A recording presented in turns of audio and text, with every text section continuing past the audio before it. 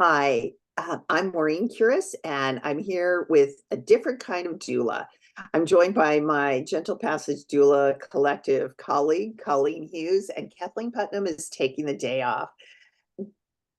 I was reading a blog post this week, and it really caught my attention. I am a huge fan of Barbara Carnes.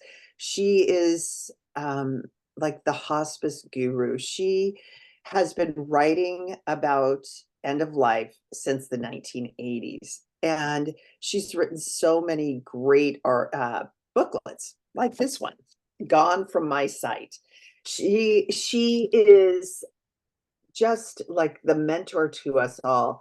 But someone wrote into her blog saying that she wished she had read this "Gone from My Sight" before her mother had entered hospice care, because the hospice nurse had told her, "Oh, we have time. You don't have to worry about things right now. We have time." Well, the problem is her mom died a week later, and they didn't have time. So that's why Barbara wrote these books. And that's why Colleen and I felt called to talk about end of life and what to expect and when is the time to talk about it. Um, it's really in the months, weeks, days, and hours before. And Barbara Carnes goes through that so nicely in her booklets. So as a nurse, I was there so often. Colleen was there so often when people entered those final days, hours of their life. And so we've gained insight over the years, and we just want to share it with you. So, Colleen, I'm going to turn it over to you. What speaks to you about educating people on the end of life? Well, I read that blog also, Maureen, and I was kind of in shock that um, that's what that family was told to read it after the person dies, when all the education and is the title of our show today. Don't wait, educate. And education should be like the first thing on our minds. It should be teach and then teach again and then teach and keep teaching, because actually they say that there's two major reasons for death education today. And the first is it's critical, number one, to prepare for professionals. That professional person was just not prepared and didn't understand. And the second one is to provide the general public with information, um, so that they understand what it is that death and dying entails. And it's just basic knowledge, really. And Barbara Carnes booklets do that so very well. So those are the major areas to consider. And of course, I mentioned professionals, and I mentioned uh, the patient themselves, but also in the public, of course. But we have to think about the patient's family as well and their friends, because lots of times when that person's going through the dying process, they may not understand what is taking place. They may say, "Oh, look at their breathing has changed. Their breathing has changed, and oh, we should get somebody in here quick to help them with their breathing," when there's nothing to help them with. It's part of the process. And a cure is really not no longer needed. Um, Education can really help people better understand the terminal phases of the final stages of life. So, I love this part. It's so powerful. We have to educate, educate, and then educate. But Barbara, in the beginning of this little pamphlet, writes, hold in your mind's eye the little chicken that works so hard to get out of its shell. A person in the months, weeks, days, and hours before their death is working to get out of this shell we call a physical body. And I think that's such a good analogy, because people don't really realize that dying is work and that there's certain stages that will take place. And they might go through all of them, they might go through some of them, they might go through none of these things that can happen at the end of life. And we're we're, usually not prepared. Um, and talking about the nurse that was ill prepared in that blog post, so often we think, oh, hospice nurse, oncology nurse, they know, they've been well trained in this. They do, we do go through training. I was a hospice nurse also, as were you. And we did go through training, but it's really those life experiences, doing it over and over again. So I'm going to think that maybe she or he, they were a younger, maybe newer into the field. And it reminded me of a story when I was a new nurse. Well, I'd been a nurse for a couple of years, but there was this lady that came in just for chemo. I mean, her monthly chemo, her round of chemo. And she kept telling me all day, I'm going to die today. I'm going to die today. I'm going to die today. And well, me in my naivety said, oh, no, you're not. You're not going to die today. You're just here for your round of chemo back in the day when they kept them overnight. And I worked a 16-hour shift and I went in and said goodbye. I introduced her to the night nurse. I came back that was at 11:30 at night, 7 a.m. in the morning. I came back and her name was off the board. And I asked the nurse, did Mrs. So-and-so move? And she said, Maureen, she died in the night. I went in to take her vital signs in the middle of the night and she was dead. And that taught me such a valuable lesson, that when someone tells you something, this is sort of off the subject, but listen to them. They know. And we could have been there in a different way for this woman in her final hours of life. You know, she knew something that I didn't listen to. So even if someone is not exhibiting signs of being at the end of life, listening is such a powerful tool at this phase of the dying process. Yeah, and that just reminds me that people do know when, I don't know the percentage, but they say the dying know when their time is coming. Even if they're unconscious, they may also know, because we all know those stories of families leaving the room and then they die because they didn't want anybody there. Right. But, and we've talked about that many times. You know, one of the areas that interests me so much is, and someone said to me, oh, it was last year, they were describing a situation where the great grandmother in the family had died, and their, let's see, how old were their kids? I think the one, it was 3 and 5. Okay, so the 3-year-old, she was conveying to the 3-year-old that your great grandmother died, or great grandmother died. And the 3-year-old just said, okay. And I I love that response, because kids don't always understand, and they don't understand at 3 years old. Usually they say under 3. They don't understand what it means to be irreversible, not coming back. And or once your body is dead, it cannot ever be alive again. That concept just isn't there for kids.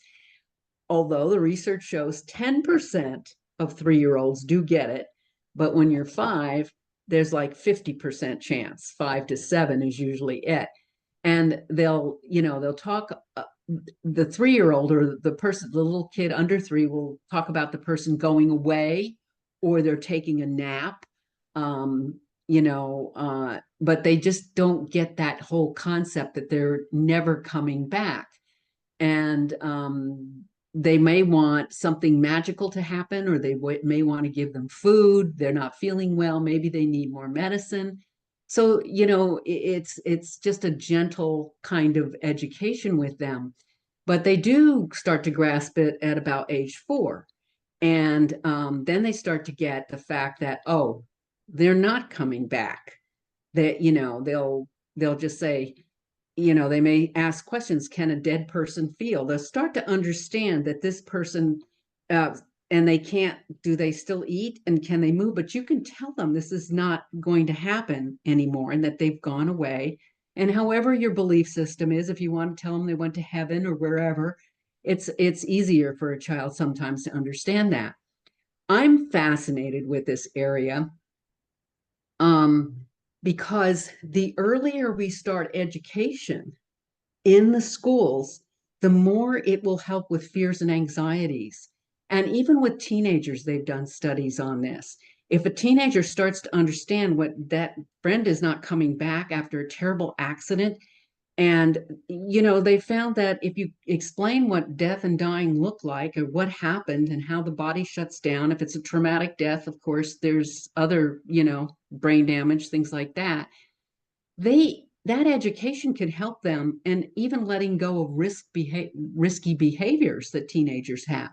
So I just think one of the keys all along, we talk about college education, we talk about, general public education, but we talk about it should start in grade school. It should start young and use plants, use little animals and pets. Maureen, I know you have experience with this. You had Oh, 3 I boys you raised. love talking to kids about death because they are curious. They want to understand it. I said goldfish. I've always said goldfish and earthworms are the best way to teach kids about death, because those darn little goldfish that you win at the carnival, they only last so long and then they go belly up. And so we would always talk about how the fish died, and then we would have a funeral for it. And or the earthworms on the ground that slither across, and they get stuck on cement or whatever, and then they end up dying there. So I talked to my kids about that also. But as you're talking, it reminded me of a story with my son when he was in kindergarten. He kept saying, I wish I was dead. I wish I was dead. And, I just ignored it at first, but he kept saying it. So I took him and we sat down and I said, I want to have a conversation. Why do you wish you were dead? Because he thought he would be on a cloud up in the sky looking down at all of us, and he had no concept of death. So we talked about how if he was dead, he was never coming back, and that he would be gone for us forever. And he, who knows, he might be able to see us, but we would not be able to see him or communicate. And I mean, he asked so many questions, like he had no idea. He never said he wanted to die again after we had that conversation. But kids, they have more capacity than we give them credit for, and we protect our kids too much. We don't share this journey with them, and then that does cause a lot of risky behaviors. I have 2 women that one was my best friend, another one was the mother of kids in the class with my youngest son. And so all these 2 mothers were mothers in the same classroom. Um, well, my friend would not talk to her kids at all with once she got her cancer diagnosis, with the potential that she could die. She just would not talk to them about it.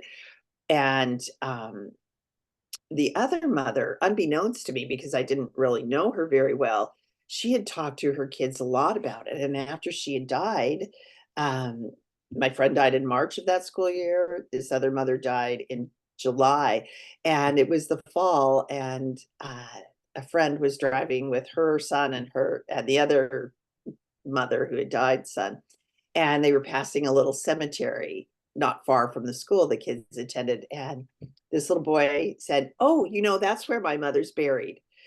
But it's not her body, it's just her physical body. It's not her soul. Her soul lives in us every single day and will for the rest of our lives. She's in our hearts.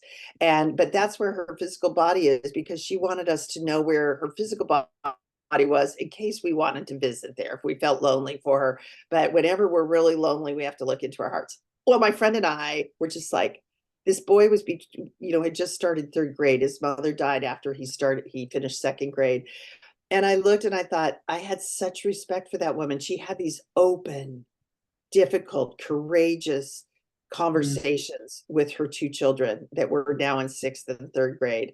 And watching those 2 kids grow up versus my friend who would not talk to them, she never admitted that she could die or what death would look like, and how her kids struggled for so long. Risky behaviors, there was all of this involved. And I think that by giving the kids the opportunity to learn, we take away their fear, we continue to create curiosity with them, Mm. and it's just a gift. Mm. I love that story about passing the cemetery, and Yeah. and I love the fact that that child could talk about the soul, you know. It's just her body there. It's not, that is really that's how it really should be, as far as children being able just to openly discuss, no matter what their belief system or however they conceptualize it, they're still talking about it. Right. And I just love that story. I always thought if something like that happened to me after my kids were a little bit older than hers, my youngest was her oldest age, but I always thought, I have had the courage to have those conversations? And I always hoped that I would. I talked to my kids about death and dying a lot since that was sort of my area of work. But I just, yeah, the gift. I just look back, they're in their 20s now, and the gift that mother gave to them. So don't be afraid to talk to your children. Don't be afraid to educate. And yes, it would be wonderful if it was in the schools.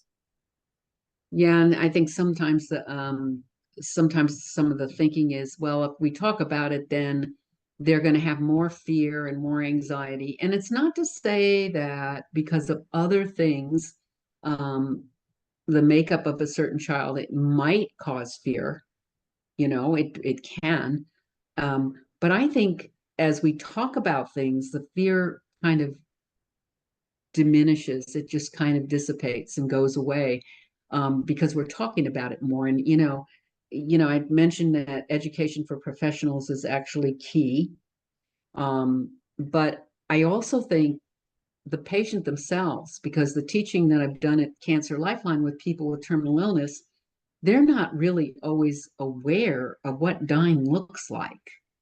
And I show that Barbara Carnes film on the new rules of end of life. And but I think we tend, even with a terminal diagnosis, we're confronted.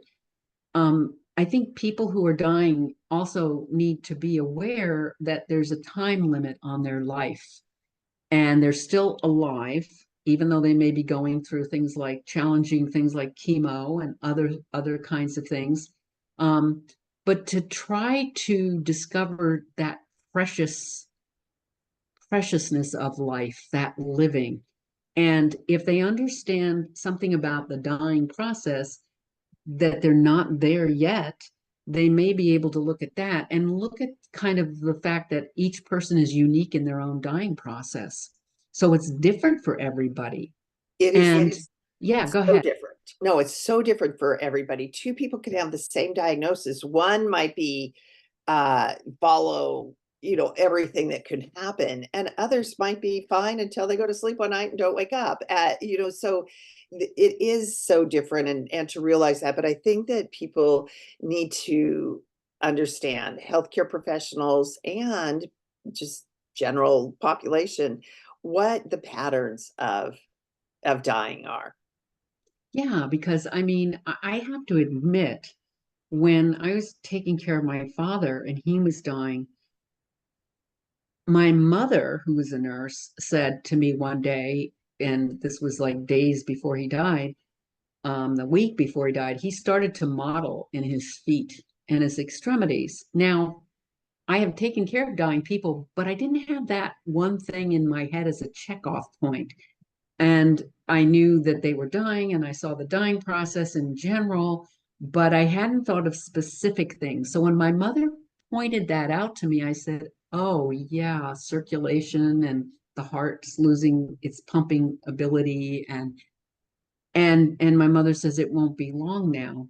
And I I was, at least in healthcare, it didn't freak me out, but I'm thinking now about families. What's this? I mentioned breathing before. What's that? The death rattle, the secretions in the back of the throat. That sounds terrible. Let's get a suction machine. I remember one story where the family actually wanted their child to be suctioned. And that's just putting them through more Talking about that, distress. we're sort of, yeah, there is another great YouTube video, Catherine Mannix, in my humble opinion. Dying is not Mm. as scary as it seems. And she talks about that death rattle and knowing that when someone has that death rattle, it's really just that they're so completely relaxed, they don't know to clear their throat because it's not bothering them. It doesn't bother them at all, but they've slipped in into that comatose state that it bothers us because we think that they're choking or something, but they're really not. They just don't clear their throat because there's no reason for them to. But in the beginning, usually a month to a few months out, people can start to withdraw. I saw it with my dad. Mhm. They start going inward because they're doing that work of preparing to die. And that can be upsetting to families. Like they might say, you know what, I don't want visitors, or I don't want Aunt Barbara to come, or no, I just want to be by myself. Or and families who want to be there and want to interact, but they're turning inward to start that dying process. And it might be just at times, it might be more frequently, but it can be upsetting to families when that time starts. Yeah, and that's the other component, the education with families. Encouraging them to continue communicating with the person, even if they're in a coma or unconscious or they go in and out. They still can hear. They say hearing is the last thing. I truly believe that. And um, and also I think you touched on this, Maureen, to prepare for their own grief afterwards. I mean, they're grieving, but to prepare to know that that grieving is going to continue and to have someone there, like an end of life doula, for instance, or a hospice team, say, look, this is an ongoing process. You're not, just because they die doesn't mean you stop grieving, Right. or it's okay to grieve. There's no timeline on this. And and also to let them know that, guess what? This is like a personal growth endeavor for you. If you're grieving, Right. you are growing still. You're alive and you're growing and you're learning. So, so the focus should be on caring for themselves too after death and self-care. Yes. And I think death education is just provides for better terminal care for not only the patient, but also afterwards for the families and friends. So I Yes. think that's like so important. And see, there's this whole picture involved with it. Well, and what I like to share with families is that when that person's withdrawing and they're going inward, they're really reviewing their life. They're Mhm. looking at things, and that's your area of expertise, legacy and life review, something that we can do with them during that time. And so I would really encourage families or caregivers to really ask some pointed questions. They might answer them, they might not, but you might hear these rich stories, but they're trying to make sense of their life. Did my life have meaning? Did my life have purpose? And when they go inward, another thing that as our bodies are starting to prepare for death, we don't need food as much. They're going to start eating less, and to the point where they're not really wanting to eat at all. And that's all just a natural journey. And food is sustenance in our society. I mean, I think probably across the world, food is life. It's not just, it's life. And people have the hardest time when their family or their loved one stops eating or stops slowing down on the eating. They'll eventually, want to eliminate certain foods and then get to just soft foods, and then they might not want anything at all. And some people eat right up until Yeah, they do. right before the moment they die. So it's not necessarily that they're going to stop eating, but that's usually the trend. Yeah, and that is so true. We have, as a culture, a very difficult time understanding that. But as Barbara Karn says, you can offer the food, but don't ever force it. They say Right. no, no. If they don't respond, then don't give it. So, I mean, I think it's just for the family's own that they've done everything they can. But I Right. wanted to go back to one thing about life review, and that's so important. And I always hope that this is done before the person even reaches the dying process, and that is unresolved business that comes out in the life review inevitably. And people who say, I don't have any unresolved issues, I never believe, I may not say that to them, I don't say that to them, but as if you kind of navigate with them through their stories, there will be things that they have regrets over, and regrets are okay. I always like to tell people, and I actually read this not too long ago in a saying, is I did the best I could at the time with what I knew. And so that's usually the sprouting of these conflicts that come up that we just, that are unresolved, that we just look back on and say I was a bad person. Probably not, probably more like you just didn't know better. And so that unfinished business, and that's brought out through life review. And it's all about relations, usually with family members, with other people, events. And so that's one way of empowering people, is to get them to look at that and come to some resolve over it, and even the fact of not resolving something. And then I like to have people arrange their own funeral, take charge of that, and empower them. I mean, this is all part of the dying process before you even enter the dying process, to get those things buttoned up and Yeah. to have some say in that. So And that brings peace, at those few months to before, it helps people as they're going inward to have more peaceful experience. In the weeks, probably, the week, 2 weeks before dying, that's when a lot of the physical changes take place. The right. breathing can start to change, the skin color, like you were talking about, the mottled skin.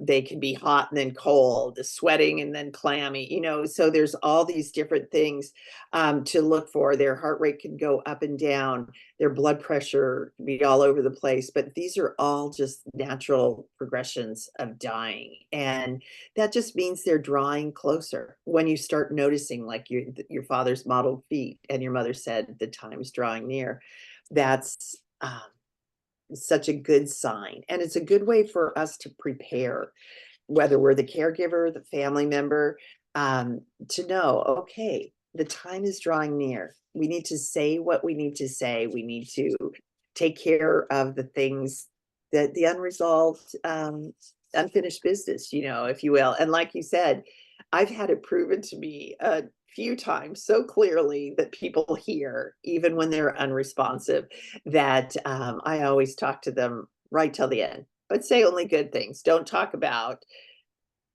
their disease or all the diagnoses or anything in front of them. Take that outside. And as you're giving all these physical symptoms, it, it starts 1 to 3 months ahead of time. And then Barbara Carnes goes on in her little booklet to say it's 1 to 2 weeks. And then, it's days or hours, and then it's minutes. So all of this to me is, if you understand that, you're able to hand go into all of the pre-planning, or the things you need to get done as the patient and the family, if you know about these symptoms. Now, I'm not saying it's easy to watch, because It's you may still forget and think like you should be doing something. But that's where having, a hospice team involved, end of life doula involved, to reassure them that this is normal. This is the process. I'm going to tell this real quick because I know we're running out of time, but I had a friend who brought her mother into her home. I mean, my friend's single, and because her mom had COVID and they said she would not survive it, and her mother chose not to be on a ventilator. So I said, have you ever been with anyone as they're dying? And she's like, no, I'm terrified. I'm in the middle of COVID. No one can come over.